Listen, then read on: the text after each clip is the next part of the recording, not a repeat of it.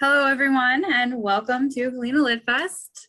My name is Larissa Disler. I'm the Adult Services Librarian at the Galena Public Library, and I've been running this festival since the beginning. We started LitFest 7 years ago. I will now turn everything over to Pascuala Herrera, who is our award-winning author tonight of the memoir, Not Always Valley of Tears. Thank you, Pascuala. Thank you, Larissa, for this invitation, and also to the Galena Library for sponsoring this event. I'm very happy to be here, and I'm happy to see all of you. Well, not really, but I can't see you, but I know you're there. I became an author by miracle because I wasn't planning it. So just to give you a little bit of a background, I am a retired faculty member of a community college. And so for 30 years, I was an educator and I worked with students with disabilities. But when I retired, and the pandemic happened, I had a lot of more time to get things done that I had always wanted to do. So before I start, I want to make sure you have my contact information in case you want to follow up on anything that I mentioned today, or if you have any other group that might benefit from hearing from me, I want you to make sure you have the information. So my website is just my name, .com, and my email is my name 00@gmail.com. I welcome any comments and everything, any questions that you have. So I think we all have a different motivator for why we decide to publish. And like I said, it wasn't something that I had planned doing, which was kind of surprising because as a child, I do remember that many of my teachers said that I was such a good writer, and they said that I someday would be a famous author. And of course, you're in third grade and you kind of feel good about that, but I never really took it seriously. So I retired in 2020 after working almost 30 years as a college professor at Harper College, which is in Palatine, Illinois. I loved my job because I worked with people with all types of disabilities. People always told me that I had a very interesting life story. And when teaching, I often shared with my classes a lot of the parts of my life as a way to motivate and to encourage students with disabilities in having faith and hope in what their abilities were. I shared my unique background in a lot of classes. I was a common presenter at different classes at Harper, varying from psychology to education courses and even nursing, to talk about the challenges that people with disabilities have, in our society. I always have loved writing, and I think I'm actually a better writer than most native speakers, only because I really, really put a lot of effort in learning the rules of grammar and, being able to write. And I really enjoy it. And in a way, writing was always a way for me to get through some tough moments in my life. Whether it was journaling or poetry, I always used writing. I lost my mother in 2018. And when you're living life and working and family and everything, I really didn't give it enough time to grieve the loss. And when or if you've read my story, you will know how significant my mom was for me and how important she was in my life. Actually, I think she's probably the main character of my book and not myself, as even though it's an autobiography. So a lot of my memories of my mom were coming to mind, but I never took the time really to grieve. And so it was my daughter who suggested, maybe you could write your life story as a tribute for your mom, for our grandma. I had the time, so I'm like, yeah, I got something to do, so I started writing. But again, at this point, it wasn't something that I had hoped to publish. I wanted to, maybe I thought to myself, I can share with the family. But I still wasn't thinking that someday I would have it available to anyone. It wasn't until I shared it with my brothers and sisters and also other family members, including my immediate household, that they suggested that, yes, this book should be published. And so I decided to, go ahead and try to publish. One thing that happened from this book that, I'm going to do some reading of it later on. And I probably selected more passages than I will have time for. But I hope it encourages you to, if you haven't read it, to get the library out of the library or to purchase it through Amazon so that you could read the story. Because one of the unexpected outcomes of writing this book for me is that I grew a lot personally. I had never faced all my fears. I had a strategy of just moving forward regardless of the obstacle. And so I didn't give myself time to dwell on the hurt. And so writing this book really highlighted all the hurt that I've had in my life. And so it was very therapeutic. Another outcome was that after writing this book, it confirmed my identity. Because throughout the book, I read, when you read it, you'll see that I have an internal conflict with myself. Whether to accept my disability, is it something to accept, to appreciate it? Do people see it negatively? Do I hide it? And actually my motto was always, I wanted people to see me before my disability. But after writing this book, I'm not sure if I agree with that anymore. I'm glad people see my disability because my disability is very much a part of my identity. Before I start writing, I wanted to share the best Christmas gift I've ever received. My daughter, who also is the one that motivated me to start writing the book, gave me this portrait. It's a painting of my mother. Now, the book was published in 2021, and my mom passed away in 2018. So obviously, it's a portrait that is, it's not out of a picture. My daughter just, thought that this was something very important that would be very meaningful to me, because one of the things that I've said since I published the book is like, I wish my mom had been here to see this book, to see how important she was in my life. And so my daughter sent a few pictures to a professional portrait painter and had this portrait. And you may not know my mother, but this is almost a spitting image. It's like a photograph of how I remember, and her tender smile and just the detail. I think it's just amazing how wonderful this painting is. And obviously because she's holding the book that she didn't get to see in this life.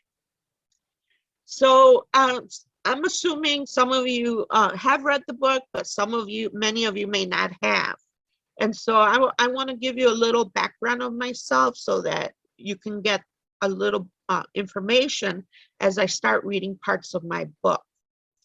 First, I was born in Mexico in 1965. I was born in a really small town in the outskirts of Durango, which the main city was 4 hours away. The population was about 250 people. It's very rural, no running water at the time, no electricity. And I was part of a large family, low income. I'm the eighth of a family of 9. And I was born without any incident, but at the age of 9 months old, I contracted polio. The vaccine had been invented already, but being in a rural town, the town had yet to receive the vaccination. I crawled around and lived a very normal childhood in spite of not being able to walk. And we were too poor to get any medical treatment. So you'll read all of that and the whole struggle that my parents and particularly my mom went through when I got polio. Our family did the sacrifice that many immigrants' families do, and that is that we immigrated to the United States in 1971. We actually just celebrated our 50th anniversary this December. We were remembering that. When I arrived here, we were already wanting to get medical treatment for me and also an education, because up to that point I hadn't been able to go to school. However, we were really surprised to find out that I wouldn't be able to go to the school with my brothers and sisters. And they sent me away to special schools, a special school for individuals with disabilities. Some of you who know the law know that it wasn't until 1990 that the ADA was implemented. Yes, there was a law that said that we could get an education as a person with a disability, but at the time, segregation wasn't considered discrimination. So I was segregated for all my education K through 12. I was constantly in and out of hospital. I had a dozen surgery, 8 broken bones. Actually, I should have changed that because now I have 10 broken bones, because this summer I broke my leg again and was casted for 2 months over the summer. I was just telling Larissa that during that time of being bedridden with 2 broken bones, I also published a children's book called My Mom Rocks, Her Chair Rolls, which is also available and published on Amazon. So I received all my higher education through DePaul University in Chicago. I started working as a faculty member at Harper College in 1991, and then was eligible to retire in June 2020. You'll hear a lot about my activism. I've always been an advocate, and my personality is such that I wanted to bring justice for people with disabilities, including as Latinos with disabilities. So I participate in a lot of activist activities, and later on, actually, I might leave it as something for you to read about, but just needless to say that I met my other half in jail when I was an activist and a rebel. So I did do a lot of volunteering and have participated a lot in helping at-risk young adults. I'm a volunteer and still am today with Life Directions, which is a nonprofit organization that helps at-risk young adults. I'm currently still married. We just celebrated our 26th anniversary in July. And I have 2 adult daughters, one who is getting married this Sunday. So wish me luck about that. So that's a little bit about my background. And now I took a lot of pieces of my book that I wanted to go over and explain what my thinking was at the time, as well as why I wrote what I wrote. I will leave some time for questions. So please, if something comes up as I go over my book, please jot them down on the chat box, and then I'll leave some time at the end to answer any questions from you. So I mentioned that, that I contracted polio. But in my book, I write about how my parents received the notice, and so here I talk about what the doctor told my mom. And if you could picture being from a, low income in this big city, because we had to go to Durango, and the doctor telling my mom, there is nothing to do. She will likely die any minute. Dr. Medina continued, any minute she will stop breathing, just like she stopped moving. There's nothing to do. Just prepare for her death. And, I heard this a lot, growing up, that my mom would say, recount when this was told to her. But it wasn't until I became a mother myself that I really realized how difficult this must have been for my mom and how devastating it was. Yet it is also incredible that she never believed this, even though everyone, including the medical professionals, family members, close people to her, even her own mother, said, she's going to die. Just say goodbye to her. And she never gave up on the hope. So to me, that is so incredible. And I don't know, as a parent myself, whether I'd be that strong in my faith as she was. So I obviously was in a paralysis when I got polio. I was not able to move a single muscle on my own. The only thing I was doing on my own was breathing. My mom had to feed me any way she could by putting milk in my mouth. And that stayed like that for 6 months, that my mom had to deal with how to take care of me during that period. But her faith gave me life a second time, because she finally received a miracle when 6 months later, I started to show signs of actual life. Weeks after my dad had left, my mom received her miracle. She couldn't believe what she was seeing. She noticed that I moved my head from side to side. At first, it was slow and rare, but as time went on, I moved my head side to side more often. She was ecstatic. Though others were happy for this change, they felt obligated to remind my mother that my future didn't look promising. My mom was beginning to get used to this type of commentary. In the beginning, she would get angry, but eventually she simply learned to ignore it. And so, as I was growing up and my mom was sharing these stories, again, I was in awe how she dedicated her life to seeing me have a promising future. And whether, she thought that she would do it, she could do it, I don't know.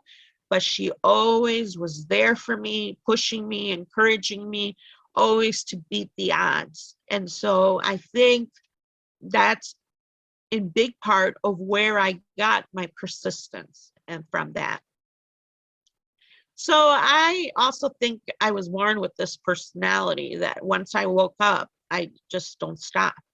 I'm just very active. I don't know how to stay still. I still don't. In any way that I can, I am active. I often say that it's too bad that my body can't keep up with my brain, because my brain is going a million miles an hour, and my body just doesn't want to follow anymore. But even as a child, any way I could, I was active. So I had learned to get around by crawling, or more like scooting, in a sitting position. My mom couldn't keep up with all my torn pants. She had to sew them in thicker layers by using leftover fabric from the other clothing she made for us. I was so active that she constantly had a needle in her hand. Even without the use of my legs, I had fun playing around, acting like a normal child of my age.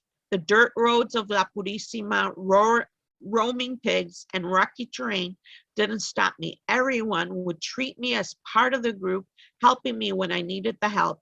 The whole town would just admire how the polio didn't stop me. And so in these chapters, I describe just how carefree I was, and how the town just saw me as part of the town, and everyone was there and admired, just my ability to just be a normal child, a happy child. And actually, after writing this book, I've had contact from people who have remembered this stage of my life, and they just, tell me how amazed they are with all that I have been able to accomplish, because they themselves often doubted my ability to continue, and to be where I'm at today definitely is a miracle. So the miracle began because, we moved to this country, and I'm an immigrant, just like many of the people in our country are. And my parents did the sacrifice, just like many immigrant families do. And it wasn't an easy sacrifice, and the more that I grow up, the more that I admire their, ability to let go of their life to try to give us a more better life. And particularly, I know that I was a big motivator for my parents to, take from the roots and come and set up roots somewhere else. So we moved to Chicago, and we, all 11 of us, were living in a 2-bedroom home. So I write on this page kind of describing our experience when we first arrived to Chicago. We loved our new home. Each of us were amazed with different aspects of the house. My brothers loved the bathroom. They must have flushed the toilet a dozen times. On the other hand, I was busy trying to figure out how my mom was able to talk on the phone. I was sure someone was hiding in the closet. I crawled to open the nearby closet door to ensure that the person she was talking to was not in there. We felt like we had gone from rags to riches. Our refrigerator was amazing. It had 2 doors and it was full of food. We couldn't believe that we could keep food in the fridge for a long time. Remember, we were in a home with no running water or electricity. And so to us, now we were rich. Yet we moved to Humboldt Park, which was, a low, socioeconomic community. And we lived in a 2-bedroom home, 11 of us living in every room possible to fit all of us. Yet we were amazed. And I think this is a common experience for many immigrants, but it's also a scary point in our lives. I said that in my book, I mentioned how I had culture shock, not just because of all the newness, but because of language, of new way of doing everything. So definitely I can relate to the struggle of and it being an immigrant. And so that knowledge really helped me being an educator, helping other students who have immigrated to the US as well. So on my book, I really highlight how disability was a label that I didn't get until I came to this country. I knew I was different, obviously, because I was crawling, but nobody said, oh, you're disabled or you have a disability. And so on this page, I talk about that and how I was given that label and how, as a young 6-year-old, I was trying to figure out how this label, what it meant. It was hard for me to understand why I couldn't go to the school that was across the street. And all of a sudden, with this label, I realized, yeah, I am different from my brothers and sisters. I can't walk, and so I am different. Now, one thing that I know now is that this time in the 70s, we were really focused on the medical model of disability, where we thought that disability was to fix people. And so now I think we're more into the social model, where we see disability as part of diversity. and how society has a responsibility to make things accessible. And so, but at this point in my life as a child, it was definitely the medical model. I was to be fixed. I had to be repaired so that I could be part of society. And so this was a really, really difficult period of my life. So again, one way that my mom was always there for me was to encourage me forward. And she would do this by telling me, I know life is hard. Life is a valley of tears. You just need to move forward. And so originally the title of my book was going to be Life is a Valley of Tears. But after I finished the book, I decided to put that it wasn't, not always a valley of tears. And so on this page, I really outline the reason for the title.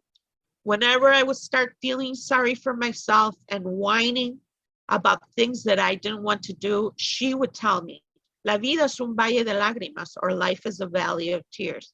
She said the suffering was to be expected because God never promised us a rose garden. She told me time and time again that we had to accept our cruz or cross with courage.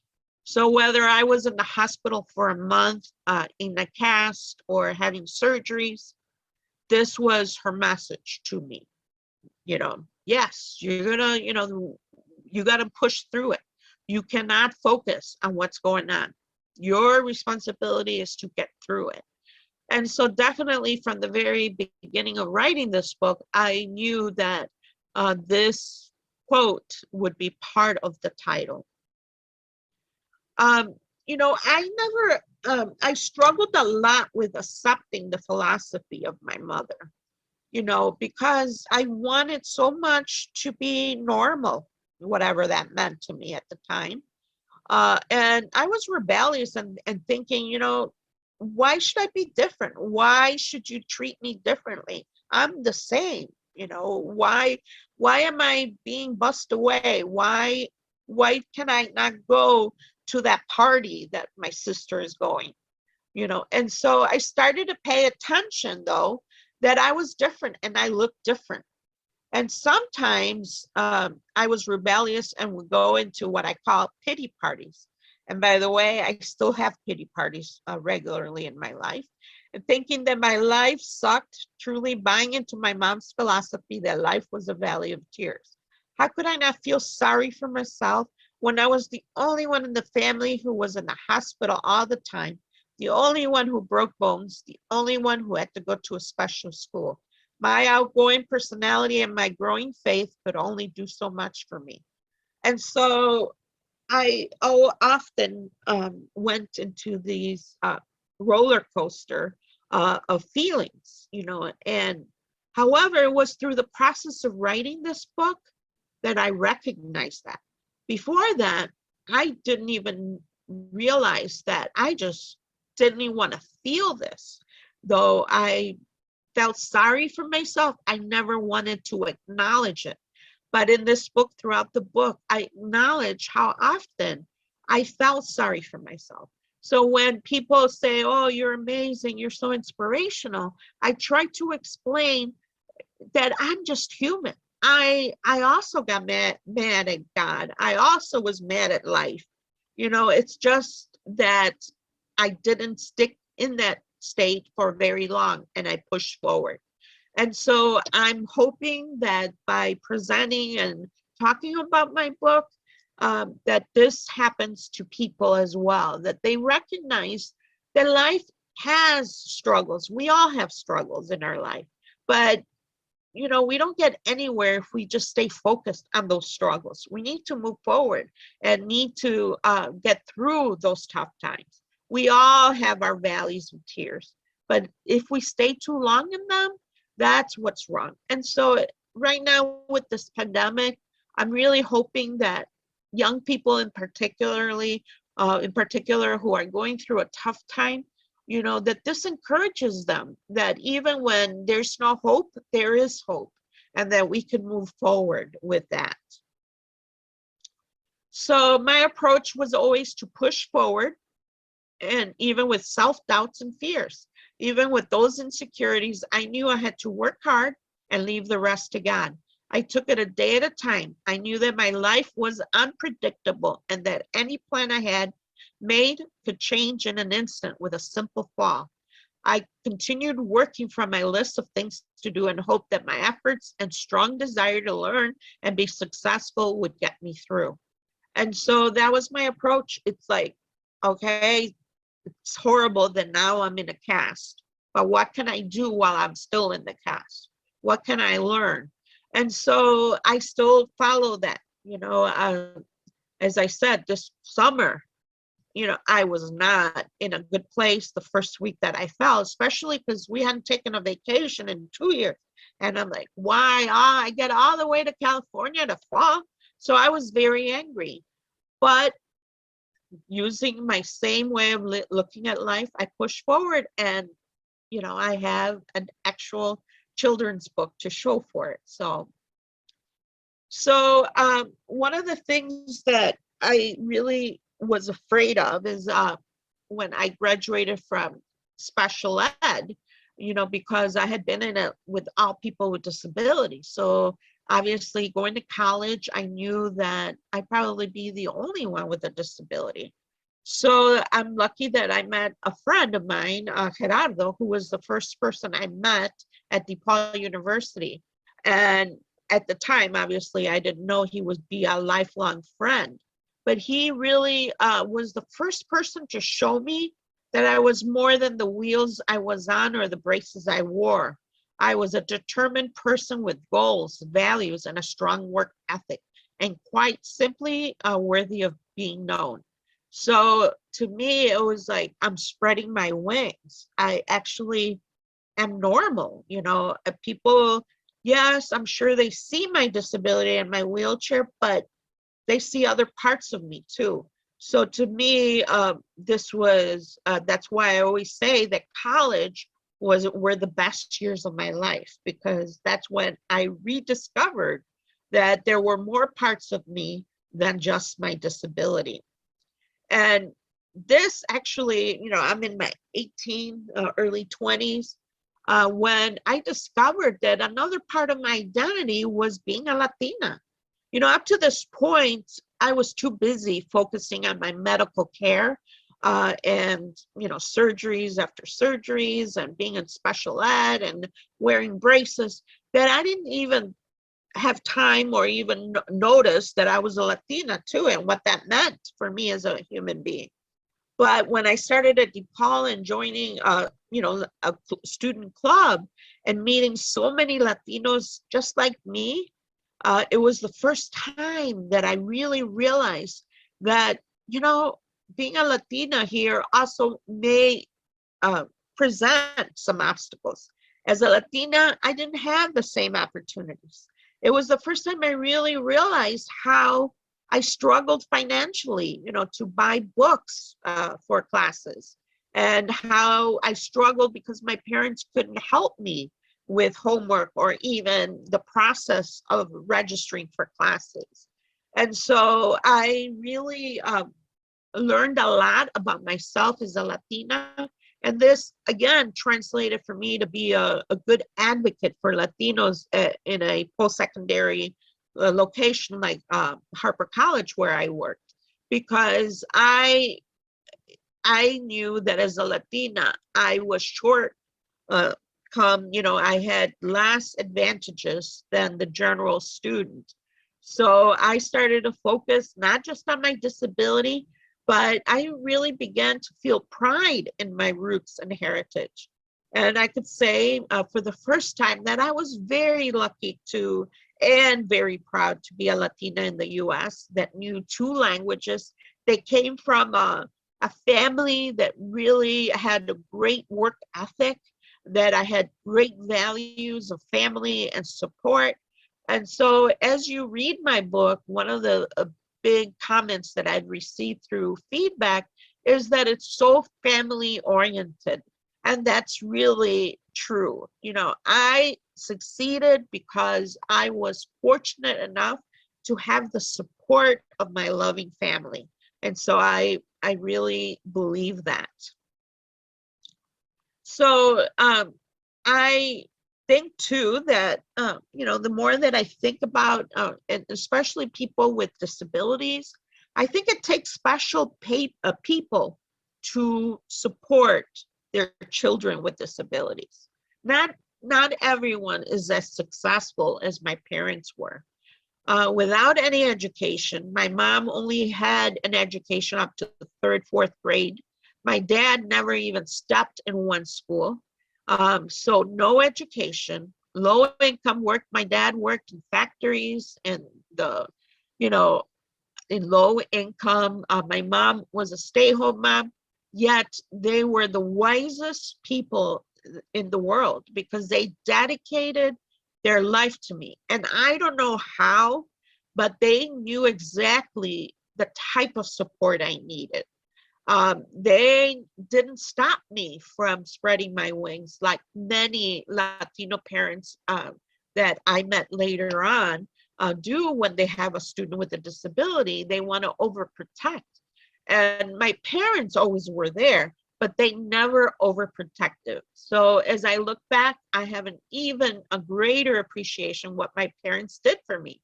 They must have worried so much. They never let the worry stop me from living my life to the fullest. Even on the worst snowy days, my mom would give me her blessings, help me to the car, and just pray that God would protect me. So I share a lot of instances where, you know, I did things that my parents didn't know whether I'd be successful in doing. But they didn't use my disability as a reason for, oh, you can't do it. You know, you better not do it because, you know, you might be in a car accident, or how are you going to drive with hand controls? You know, no, they just supported me and were there for me and just prayed. I believe that's how they got through all the scary moments.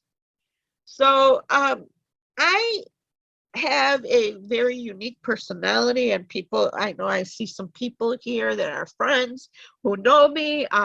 You know, I have a personality where I am into relationships. I like to connect with people. So being an adolescent and even a young adult was a difficult stage in my life because, like every young person, you know, you start thinking about your identity and whether you'll get married, whether you'll have a family. On top of that, add a disability. And so I often doubted my own future because of messages that I got from society, including those that I received from my own culture, the Latino culture, that I would never be good enough to be a wife. So on this page, I talk about I was only good enough to be a friend. I was someone to talk to, but never someone to love.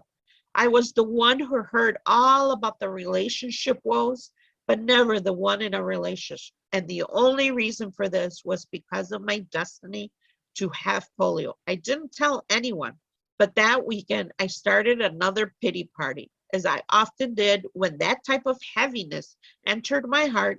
I just pushed harder and looked for another goal to numb me so that I wouldn't hurt so much. So I think that's why I succeeded in life, was because my motivation was, I don't want to feel this yucky feeling of feeling not good enough. So let me focus on things that I can do. So when I decided to retire, that was a really difficult choice for me because I was really afraid about, oh my God, all I'm going to do is to be reminded of how I can't do anything, you know, when I'm home, you know, trying to do laundry, you know, and doing all that. Where I'm really good is in front of a computer, in front of a class with students. I'm good at that. But now when I'm retired, you know, how am I going to live and focus on all these negative feelings? But just using my style, I ended up being able to obviously find my second career by publishing this book. So I am happy that this book has offered me a different opportunity to talk to people. So thanks for that. I had a lot of falls in my life, and in my book, I talk about these falls injuring me, not just physically, but my own self-esteem and how it chipped away from me, not only because of embarrassment, but because I got frustrated. I worked so hard. And so in this quote here, I talk about, a time when I fell in front of my class and how it made me feel. I hated having a disability. And so, I felt like no matter what I do, I'm always reminded that I'm, disabled. And again, it was really helpful for me to put out all those feelings. And when I published this book, I knew I was being very honest and vulnerable. And at first, I was very concerned about how would people judge me more. But now I realize that experience is what gave me the philosophy of my life and why I was successful and have been successful. And that was because of my own personal experience. I always saw possibilities and not impossibilities. I always found ways to get around things that I couldn't do. I always find the purpose of people. So in this quote, I just share an experience and a conversation I had with my father and how he helped me pinpoint of why I was the way I was and why I viewed my life the way I did. And that's that I am here for a reason. So even though I don't like myself very often or sometimes hardly at all, I am here for a reason, and I have to discover what that reason is. And so I translated that to helping students to finding their own possible way. When they were discouraged, I found ways to get around. So I really helped them to see that they were here for a reason, and it was important for them to get through it. So on this, I'm looking at time, so I'm going to start going a little faster, but hopefully this will motivate you to read the book. So I talked about here about all my activism and how the first time I got arrested and went on a protest, I was so angry, and how I just let go of all the feelings I had with me. And a little spoiler, that's where I met my husband, while protesting. So obviously it was beneficial in more ways than one. But also, this group was the movers and shakers and how the ADA came to be. And so in my protesting years, I lost a lot of fear and really have become an advocate in my life, fighting for justice for people. And so I also mentioned earlier that I give back to the community.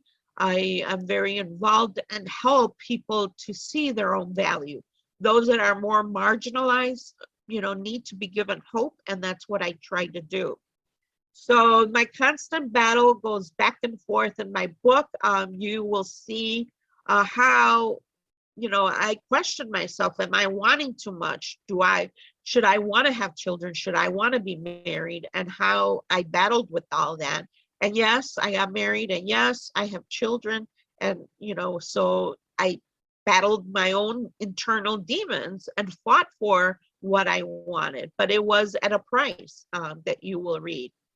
So here I talk a little bit about, the whole issue of wanting to be a parent. And I married, obviously, because I met him at a protest. My husband also has a disability. So it was a difficult conversation for us to have, is how will people view two people with disabilities having children? Furthermore, am I even able to get pregnant? Talk all about my experience with becoming a family of four and all the struggles and roller coasters that I rode in order to be able to do that. I probably can write a whole separate book on all the multiple times that people have said pretty ignorant comments to my husband and me, and to our family as we walk around in society. A lot of them rather interact with my kids rather than me. So it was it's very telling for me that disability, we still have a long way to go, because people feel more comfortable talking to children than me, an adult who is in a wheelchair. And so I talk a lot about the microaggressions that I go through in my life that still happen even in this day, of being a person in a wheelchair. So I still keep on moving forward, and I sometimes, and I still do, cry. I sometimes wish that my life was easier. However, one of the biggest thing was to realize that, you know, life is difficult for everyone, and it's all about our own way of handling life.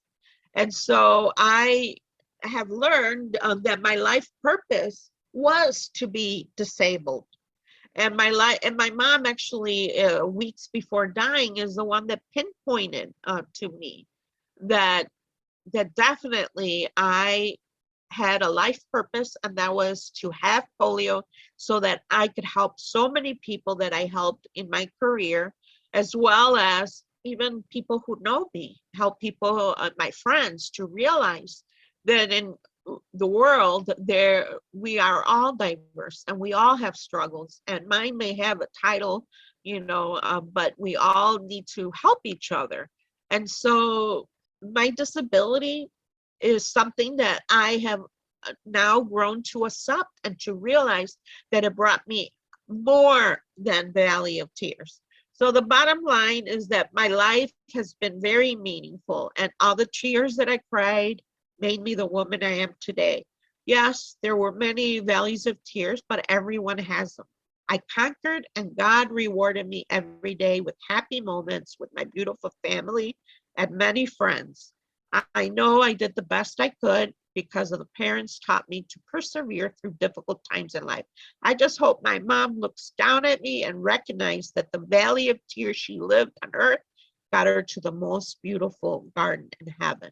So I concluded the greatest lesson for me, and that I would like to share with you, wherever you are and whoever you are and whatever path you are in, to not get discouraged, because you will succeed in everything that you are destined to do.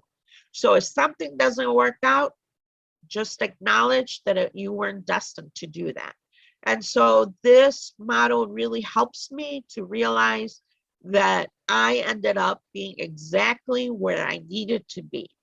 And another thing that I discovered jokingly is that I have a unique type of amnesia. I forget the pain, but always remember the gain.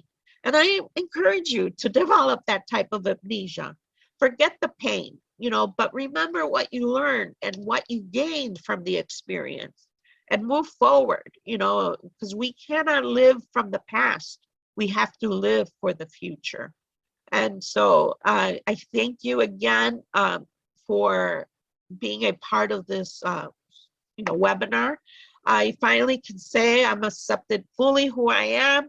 You may not be able to see my wheelchair right now, but wheelchair and all, I am who I am, and I'm really happy that I have had the opportunities that I have. I know that I will continue to have challenges.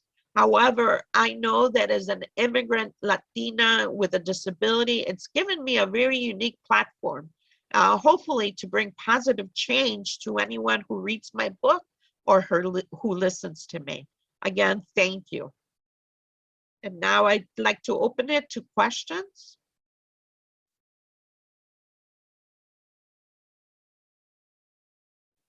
If there's any. The first question, Pascuala, Okay. is what is the title and topic of your next book? I will not reveal the title because I discovered that had a title and then I changed it at the end. And obviously that might happen again, but definitely it will be another about more of how to live life, a fulfilling life, because I believe I've lived a very fulfilled life, and I am very grateful for being here and being given the opportunities. So again, I don't know the title, but it will be something around that. And someday I hope to dwell into the fiction part, but for now, my next book, I still will stick around with the nonfiction. Okay. You have a really nice comment. Bernadette says, I read your book and I couldn't put it down. I admire you. Thank you for being you. Oh, thank you. And please, if you did read the book, write comments. One of the things as a self-publisher, we don't have that marketing support. And so any support that you can give a indie publisher is really appreciated. If you write a review on Amazon, and that would really be helpful. Okay. And you have a couple of comments about your children's book. Did you want to mention your children's book and what that's about? Sure. It's from the perspective of my children when they were little, and it's called My Mom Rocks, Her Chair Rolls. So it talks about being raised by a parent in a wheelchair. And so it's from the perspective of my kids when they were little. I basically that for being a good parent, all that is needed is love. And it doesn't matter if you do it in a wheelchair or, without arms or whatever. If you give love, that's what matters. So it's a fun book. I enjoyed writing it. It's also in Spanish. It's not a direct translation because obviously it's a rhyming book, but definitely the same message is shared in Spanish. And Karen says, thank you for your very encouraging words. And she has a question. Did your family all become citizens? Yes, actually, I became citizen right before starting college. And that was because a lot of the scholarships require citizenship. And also, I knew that this country would be my saving grace. I would not have had the opportunities that I've had I stayed in Mexico. And so I became a citizen. My parents became citizens. Pretty much, all of us who immigrated, we're citizens now. And obviously then we had children here in this country. Okay. And what made you decide to self-publish instead of having it traditionally published? Yeah, I shared a little bit about this at the panel yesterday, but I did, for a very short period of time, try the traditional method, but it was right smack in the middle of the pandemic, so I wouldn't hear from the agents or publishers. And again, people who know me know that patience is not one of my virtue. So I was getting very impatient because by the way, I don't use the word tomorrow ever. I do it now, and so I also, and again, I know some people will laugh when I see some people who know me.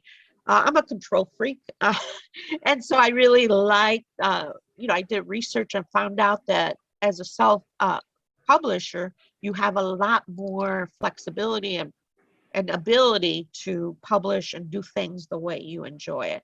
So it was a combination of lack of patience as well as wanting to have a little more say. I did get an offer, but it was called hybrid publishing, and they wanted to change my title, and that was a tiebreaker for me. There was no way I was going to change the title. So again, this is one of the drawbacks of traditional, is that the publishing company has a lot more to say about how you do things. All right. Let's see, you were brave to become parents, given that your husband also has a disability. That would also be an amazing story, possibly for another book. What were some of the things you had to overcome as a couple? Well, as a couple, I think, especially when they were little, little kids demand a lot of physical support and help.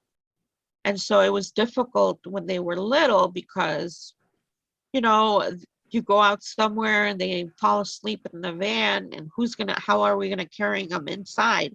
Especially because as you read my book, you'll find out that I have two daughters that are only 7 months apart because I adopted the oldest and then had my own child.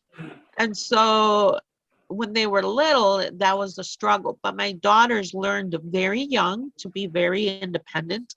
My daughter learned how to do laundry since they were 6, because my little one would get inside the washer and reach all the stuff for me.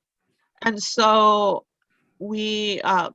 I think that our family structure is different, and I try to really instill in my daughters that I wanted them to have the normal experiences. So they've done everything from scuba diving to whatever, even though I've never done it, because I wanted them to have a normal lifestyle. But I recognize that their experience has been very different than most children, you know, having two parents with disabilities.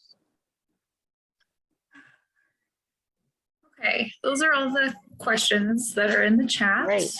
I just want to mention a few things before we close out. First of all, thank you, Pascuala, for being with us tonight and for sharing your story. Sure.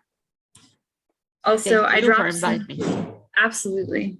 I dropped some links in the chat window as well. One of them is a link to our local bookstore. They do Galena Book and Paper. It does carry Not Always a Valley of Tears. So if you'd like to support our local bookstore, you can click that link up there.